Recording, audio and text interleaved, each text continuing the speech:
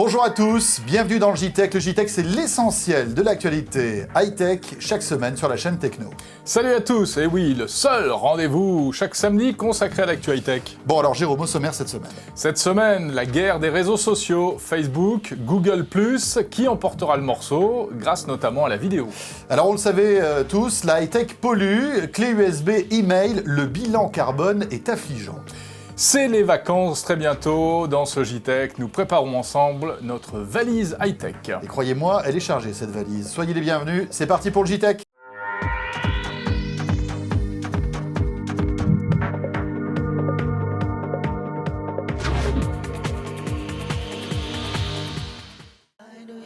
Le JTech avec orangeinnovation.tv, la web TV qui simplifie la vie numérique. Voilà, c'est la guerre entre les géants du web, la guerre du réseau social. Et voilà que je te lance mon réseau social. Après Facebook, c'est au tour de Google, Jérôme, de se lancer dans la bataille avec l'annonce d'il y a quelques jours du fameux Google+. Google+, qu'est-ce que c'est? Eh bien, c'est une sorte de Facebook à la Google avec des tas de fonctionnalités très séduisantes, très bien pensées, notamment pour la gestion des amis, la gestion des cercles d'amis. Ouais. Mais Google+, qui pour l'instant n'est accessible qu'à quelques internautes uniquement sur invitation. Voilà, et, il faut montrer patte blanche, véritablement, ouais, pour expérimenter ce nouveau service. Alors, l'une des particularités techniques de Google+, eh bien, c'est le vidéo chat, c'est-à-dire que vous allez pouvoir tout simplement vidéo chatter avec vos amis.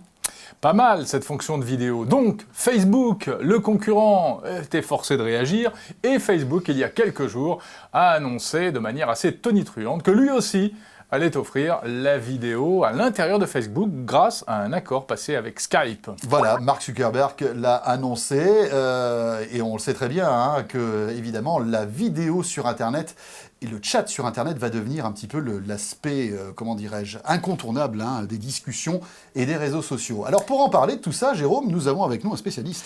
Eh bien nous avons notre consultant habituel à San Francisco, dans la Silicon Valley, c'est Dominique Piotet. Dominique qui est au cœur du réacteur de l'Internet. Et expliquez-nous d'abord si c'est réellement important finalement l'arrivée de la vidéo sur Facebook. Ah oui, je pense que c'est fondamental. Ça apporte à Facebook un des éléments qui lui manquait. On voit que l'usage du mail est en train de diminuer et que notamment les jeunes utilisent de plus en plus Facebook pour communiquer. Ils n'utilisent plus le mail. On sait que les jeunes, notamment, adorent chatter et ils le font dans Facebook. Et bien maintenant, ils vont pouvoir aussi faire de la vidéo. En gros, Facebook est en train de proposer la panoplie complète des outils nécessaires à nos relations sociales sans avoir besoin de sortir de Facebook. Donc, en gros, Facebook est en train de devenir l'Internet dans l'Internet. Et ça, je crois que c'est un atout fondamental. La vidéo, c'est un vrai plus pour Facebook. Donc, Dominique, maintenant, c'est certain, c'est la guerre entre Facebook et Google, Oui, alors ça c'est la guerre sans merci que se livrent Facebook et Google depuis maintenant quelques années. On voyait les meilleurs de ces Google partir chez Facebook. Eh bien maintenant on commence à voir Google essayer de reprendre la main dans l'univers Google. Alors c'est vrai que pour ceux qui comme moi utilisent déjà Google+, c'est quand même fantastique parce que quand on a un compte Gmail, quand on a etc., on est dans l'univers Google, on est connecté et donc ça a un vrai plus. Ils ont là un atout. Maintenant, ça va être dur quand même de rattraper le retard pris sur Facebook et c'est plus de 700 millions d'utilisateurs. Donc, guerre sans merci au trafic, guerre sans merci aux utilisateurs, ça va être sanglant. Alors Dominique, vous qui êtes sur place, au cœur de la Silicon Valley, comment réagit le microcosme? Est-ce que vous avez une préférence entre Facebook et Google? Écoutez, je vais vous faire un aveu. Depuis quelques mois, j'étais moins content de Facebook. Je trouvais quand même qu'ils allaient un petit peu loin sur les données personnelles, sur etc. Mais en même temps, je ne trouvais pas d'alternative crédible et je pensais que Google avait assez sérieusement perdu la main. Je suis séduit par Google+. Nous sommes nombreux ici à être séduits par Google+. Je n'ai qu'à voir, depuis le lancement, un grand nombre de mes amis sont en train d'ouvrir des comptes Google+. Donc, là encore, je pense que Google est en train de marquer des points. Je pense qu'un de leurs atouts, c'est le mobile, c'est la plateforme Android. Et donc, pas mal de gens qui en ont aussi un peu assez d'être chez Apple dans cette plateforme fermée et chez Facebook dans une plateforme fermée, vont trouver chez Google une petite dose d'ouverture et a priori on s'y attendait pas, donc Google marque des points. Eh bien Dominique Piotet, merci beaucoup. Rappelons que vous êtes notre consultant nouvelles technologies dans la Silicon Valley à San Francisco.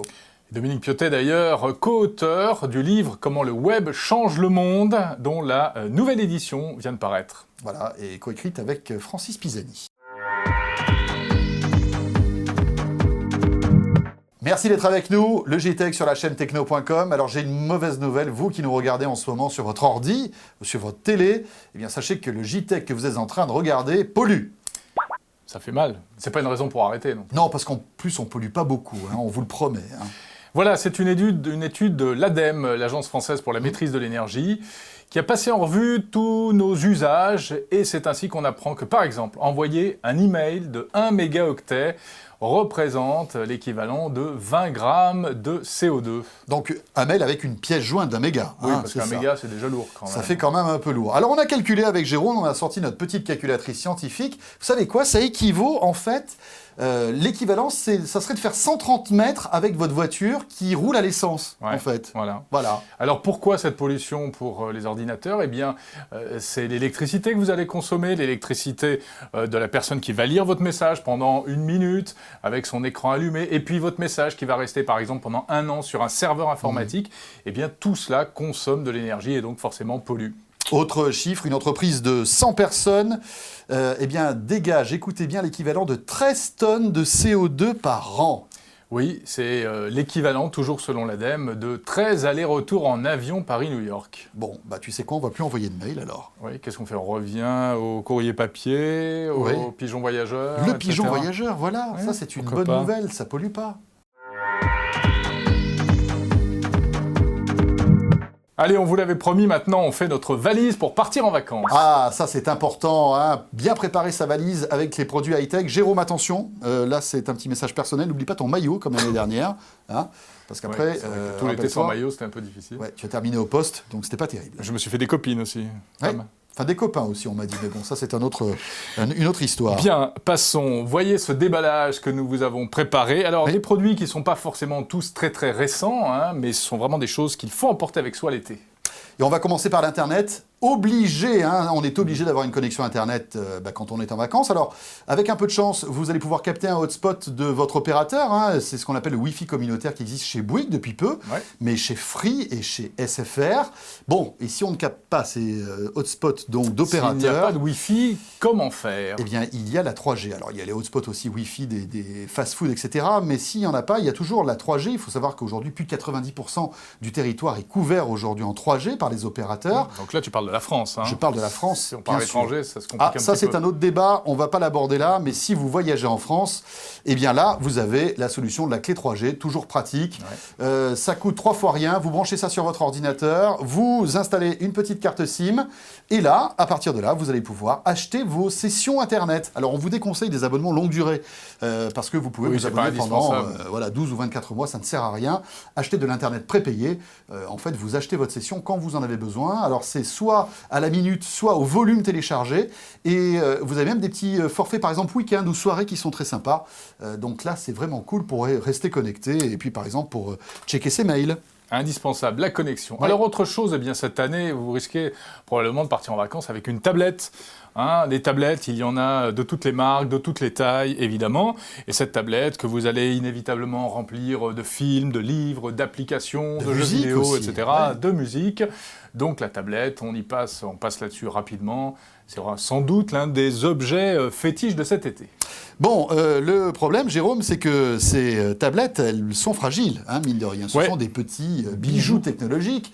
Et franchement, on n'a pas forcément envie de sortir sa tablette lorsqu'on est à la plage avec plein de sable autour, des enfants qui gigotent et de l'eau qui est salée. Quelle horreur. Bon, Sauf si vous avez pris vos précautions, avec par exemple une housse comme celle-ci, qui est une housse spéciale étanche, que vous pouvez emporter sur la plage, donc elle résistera au sable, au vent et même à l'eau. Oui, c'est-à-dire que vous allez pouvoir vous baigner avec votre iPad, si vous êtes Ça, c'est vraiment top. un peu frappadingue, voilà, pourquoi pas.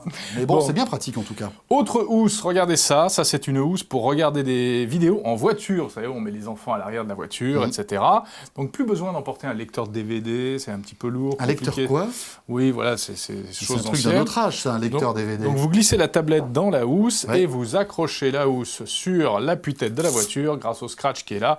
Et hop, vous avez la vidéo à l'arrière pour les enfants. C'est Sympa. génial. Très pratique. Et bon, voilà, ça coûte quelques dizaines d'euros, comme tous les accessoires iPad, iPhone. Tiens, puisque justement, nous parlons d'iPhone et de smartphone, autre objet, on va dire, indispensable quand on part en vacances, eh bien, c'est tout ce qui est coque iPhone renforcée. Alors, regardez, celle-là, on a reçu pour vous celle de G.I. Joe, on peut le dire.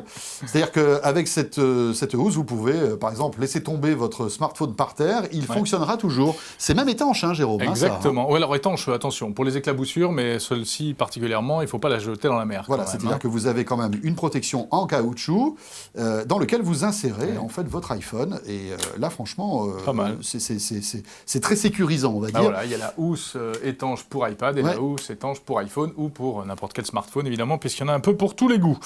Bon, en vacances, en vadrouille, on peut avoir aussi... Ça, c'est bien pour faire de la randonnée, par exemple. Complètement, Hein oui, tout à fait. Parce qu'il y a des gens qui sont actifs dans les vacances. Il n'y a pas seulement des gens comme toi et moi qui lézardons Qui sur les la ardons au plage. soleil. Mais tiens, j'ai une petite question, parce Ouais. qu'en randonnée, on peut partir plusieurs jours, on n'a pas forcément de source d'énergie pour recharger son téléphone. Exactement. Donc la batterie, c'est le point faible, Ouais. évidemment. Alors, il y a un peu de tout. Et par exemple, vous avez ce type d'engin qui contient une batterie de secours. Donc, vous mettez votre smartphone à l'intérieur et ça double l'autonomie de l'appareil. C'est vraiment pratique. Voilà, très pratique.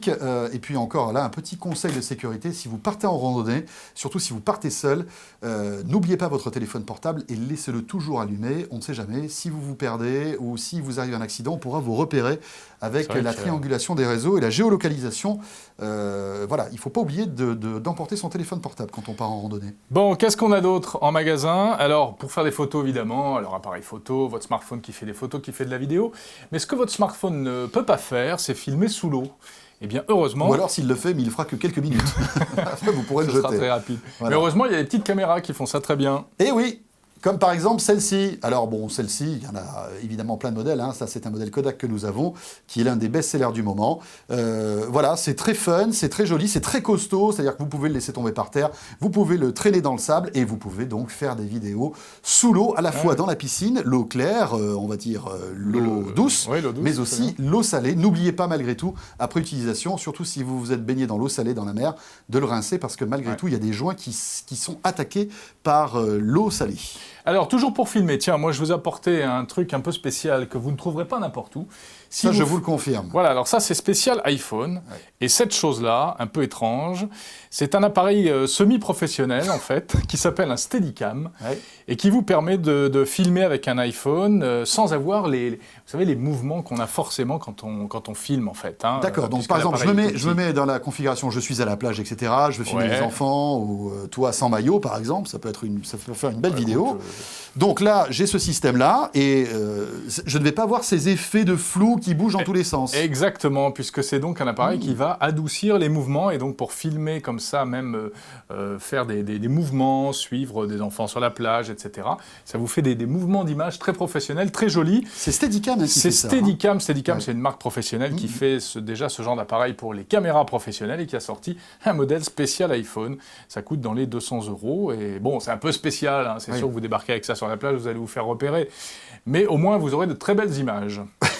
Oui. Pas mal, hein? Et puis bon, ça prend pas beaucoup de place. Ça en prend plus, pas ton beaucoup de truc. place, C'est ça qui est pratique. bien. Ouais, voilà, exactement. Et pour terminer, allez, le petit gadget rigolo qui ne sert à rien, ce sont les tongs clavier d'ordinateur, Jérôme. Oui, ça c'est indispensable. Ouais. On aurait peut-être dû commencer ce JTEC par cette information, C'est vrai. je pense. Le gadget fashion de geek, voilà, des tongs en forme de clavier. Il en existe plusieurs modèles de plusieurs couleurs. C'est d'un goût exquis. Ouais. Bon, ça coûte pas très cher à commander sur Internet. Internet, une trentaine de dollars. Bon, je crois que là, il faut véritablement qu'on parte en vacances. Parce qu'on est au bout du rouleau, là, vous voyez. On est un peu au bout du rouleau. Merci d'avoir suivi ce JTech. Passez de très très bonnes vacances, un bel été. N'hésitez pas à nous retrouver sur les différentes applis de vos smartphones préférés, Android, Windows Phone ou bien iOS. Vous pouvez aussi nous retrouver sur Orange Innovation TV, sur la chaîne techno.com, sur la TNT à Lyon, sur TLM. Et on aura le plaisir de vous retrouver très vite. Portez-vous bien et très bonnes vacances. Salut à tous, bon été.